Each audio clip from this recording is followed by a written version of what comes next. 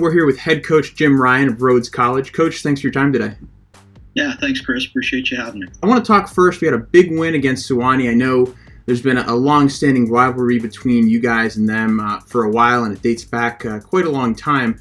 Can you tell me a little bit about what that win means, and a little bit more behind the rivalry and what that feels like?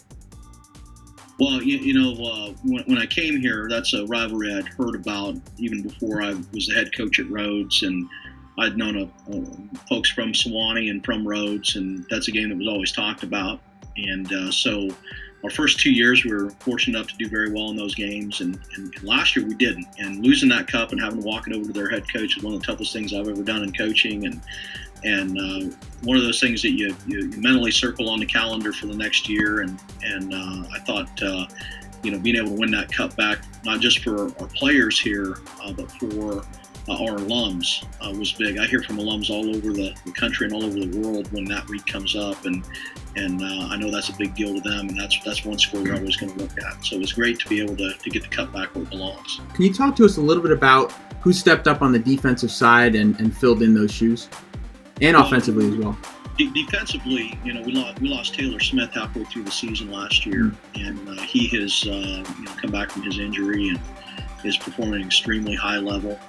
He's been a stalwart for us in secondary, and it's nice to have him back. And then on the other side of the ball, or on the other side of the field, is Bryson Brown, who's stepped into the role as a full-time starter and has really become a really good player. But we also have a couple other corners with Micah Battle and Alex McRae, who we rotate pretty evenly. And those guys have played extremely well, so we feel really confident with our secondary. And Chris Brannigan replaced Alden Seeger at the free safety spot, and we haven't missed a beat. It's been good back there. So offensively, we lost a ton of really good players up front. We lost 5 offensive linemen to graduation, and we've replaced them with some very talented freshmen that are learning and getting better every week. Obviously, running the ball for 400 yards is not an accident. That's something that we were very intentional with, and those guys did a great job opening some holes all day long on Saturday. They're starting to show their talent, and their maturity is starting to catch up with that. Jace Franklin's developing and becoming a better quarterback each and every week, and he's making great decisions. I think 2 weeks in a row he's taken care of the football, and we haven't had a turnover, and he's been very efficient with passing. So we're starting to see some of those guys really step up and fill those shoes, and it's been really good. And receiver-wise, Andrew Herring's been doing a great job, and you see guys like C.J. Laws and some other folks who've really been stepping up and doing really, really well. So they're growing, they're getting better, they're young on offense, but we're starting to see those pieces fall into place. We have Hendrix coming up. Can you tell us a little bit about what you're looking forward to in that game and how you're going to approach it this week?